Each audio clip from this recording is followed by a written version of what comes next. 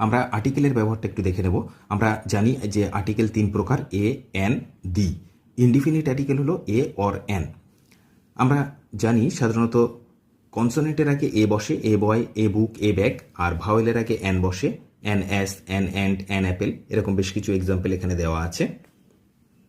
এর ব্যতিক্রমী নিয়ম আছে, অর্থাৎ স্পেশাল যে ব্যবহারগুলো হয়ে থাকে।